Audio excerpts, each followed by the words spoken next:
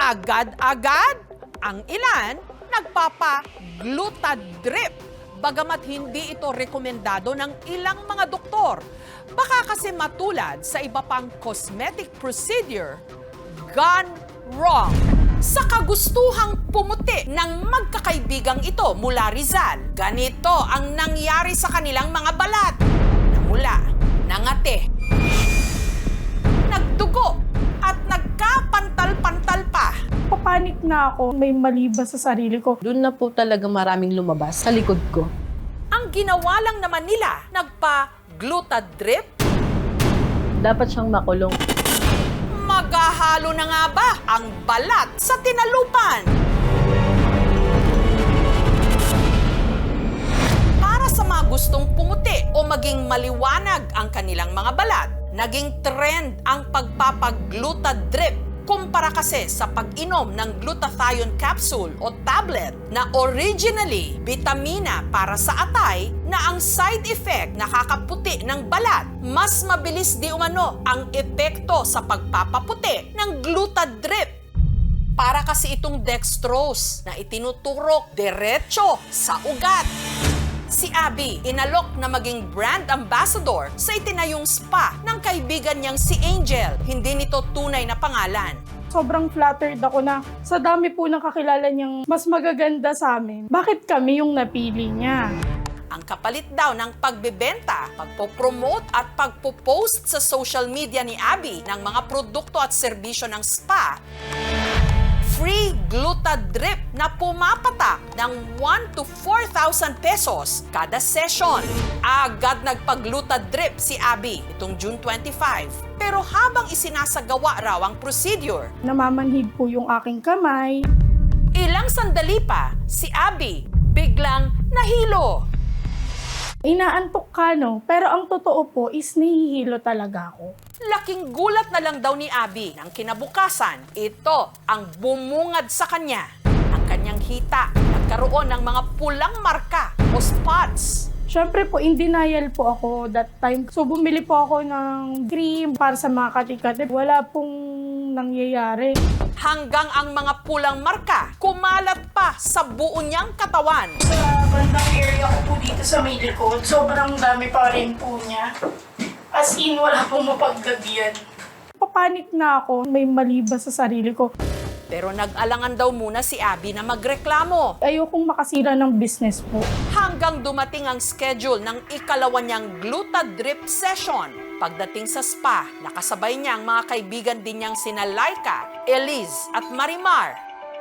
Pero laking gulat ni Abby na makalipas ang 2 linggo, nabalitaan niya na ang kanyang mga kaibigan, katulad niya, nagkapantal-pantal din matapos sumailalim sa libreng glutadrip ni Angel. Si Laika, kahit makinis na at maputi, tinanggap pa rin ang alok na libreng glutadrip session, kapalit lang ng pagpo-post. Hinahabol ko po kasi yung benefits like L-carnitine po, pampapayat. Kasi medyo tumataba nga po ako dahil nanganak na din po kasi ako. Nitong June 26, isinama ni Laika ang kaibigang si Marimar at ang kapatid nitong si Eliz na magpag-glutadrip din. Makakatulong daw kasi di umano ang procedure na ito kay Eliz, lalo't meron siyang PCOS o Polycystic Ovary Syndrome. Gusto niyang patunayan sa tao na may magandang benefits yung glutathione niya. I cannot say na meron siyang good effect sa PCOS not unless may study na ginawa. Sa simula pa lang daw ng procedure, meron na silang napansin. Hindi po sila sigurado kung saan nahanapin. Hinayaan ko na lang po din kasi libre na nga lang. Nakaramdam po ako dito ng pangangapal at pangangati. Sabi nila, normal lang daw yon kasi pumapasok daw po kasi yung gamot, tsaka vitamins naman daw po yun. Pagkatapos nilang maturukan ng gamot sa ikalawang glutadrip session, Doon na po talaga maraming lumabas sa likod ko. Hanggang sa leeg ko. Lumalabas na po siya. bagay na siya ring nangyari kay Abby. Sabi ko, same kami. Hanggang nagdesisyon na sina Abby na ipaalam sa kaibigang si Angel ang nangyari sa kanila. Bigla na po siyang nag-alburuto. Bakit parang pinapamukha mo sa amin na hindi namin kayang gastusin yung sarili namin? Naghahabol kami ng pera sa kanya. Sina Abby at Laika minabuti ng magpakonsulta sa kanilang mga dermatologist. At ayon sa doktor na sumuri kay Laika, Parang na-overdose po. Niresetahan naman po ako. pagaling na raw ang kanilang mga sugat ngayon. Gayunman, Sobra po naapektuhan na rin po yung self-confidence ko kasi hindi po ako makalabas ng bahay. Po sa likod, may kita nyo rin po dyan lahat ng mga marks ng sakit po na dumapo po sa amin dahil po sa gluta po. habang si Abby naman na-diagnose na merong guttate psoriasis. Kondisyon sa balat na lumalabas matapos ma-impeksyon ang pasyente. 95% po na-trigger yung guttate psoriasis ko. This is most likely a drug reaction. Pati ang mga makeup gig ni Abby naapektuhan na raw. Nakadikit ka sa client habang nagtatrabaho ka Pinasa ko po dun sa co-makeup artist ko yung mga dapat para sa akin na trabaho. Ilang linggo na ang lumipas, pero ang mga sugat ni Abby hindi pa rin daw naghihilom.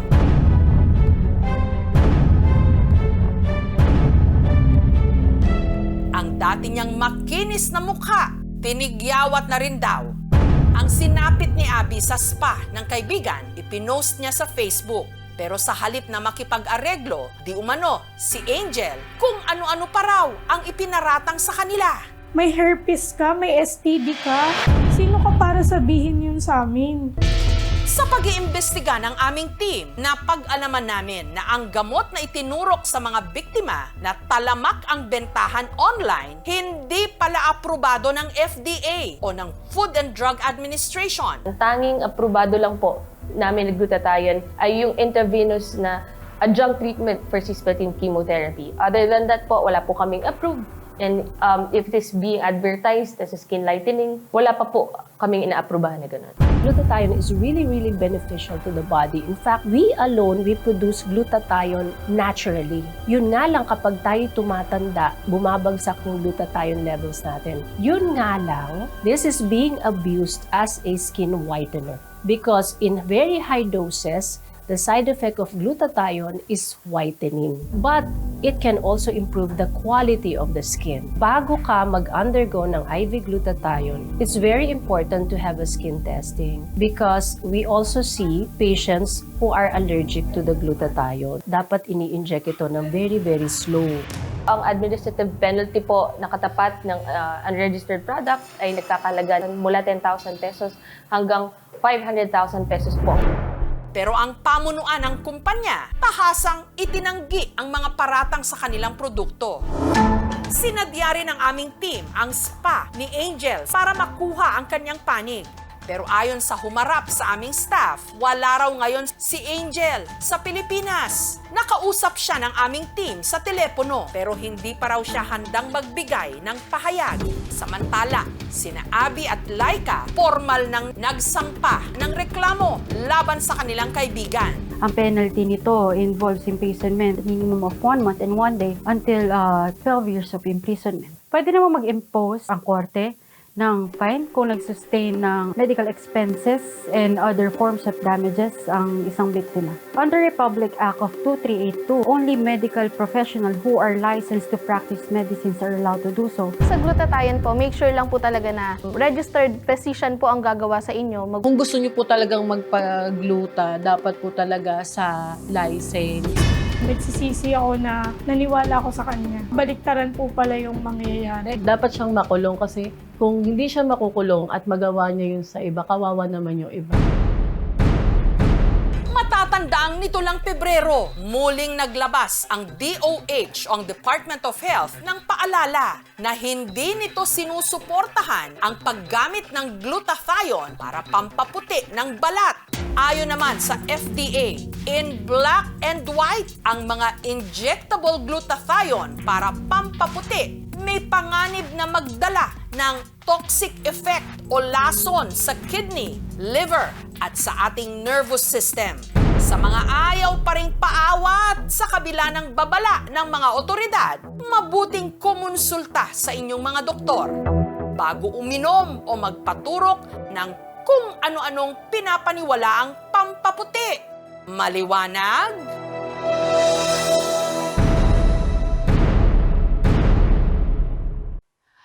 Thank you for watching, mga kapuso. Kung nagustuhan niyo po ang videong ito, subscribe na sa GMA Public Affairs YouTube channel. And don't forget to hit the bell button for our latest updates.